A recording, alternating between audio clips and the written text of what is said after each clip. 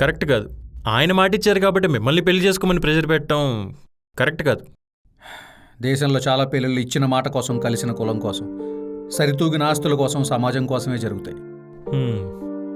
కాశ్మీర్ విషయంలో పాకిస్తాన్ ప్రెషర్ కంటే పెళ్లి విషయంలో సమాజం పెట్టే ప్రెషరే ఎక్కువ తెలుసా? సంసారం సమాజం చేయదు కదా. అయినా మనం బాగుంటే ఏడ్చేవాళ్ళు, బాధపడితే నవ్వేవాళ్ళు, మనం ఇష్టం ఉన్నప్పుడు నీ అంత గొప్పోళ్ళు లేడనేవాళ్ళు, మనకు కష్టం వచ్చినప్పుడు కాకుల్లో పొడుచుకుని తినేవాళ్ళ గురించి మనం ఎందుకు ఆలోచించాలి? చెప్పినంత ఈజీ కాదు గురు. పడేవాళ్ళకి తెలుస్తుందా ప్రెషర్ ఏంటో. అయినా మనం ఏం యానిమల్స్ కాదు కదా, అందరికీ దూరంగా అడవుల్లో వెళ్ళి బతకడానికి. అవునన్నా కాదన్నా ఒక సమాజంలో కలిసి బ్రతుకుతున్నప్పుడు అవతలి వాళ్ళ అభిప్రాయాలు కూడా మన జీవితాన్ని ఎంతో కొంత ఎఫెక్ట్ చేస్తాయి.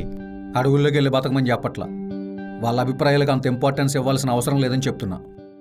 కలిసి ఏ సినిమా చూద్దాం అన్నంత వరకు ఓకే, కొడుక్కే పేరు పెట్టాలన్న దగ్గర అవసరం లేదు.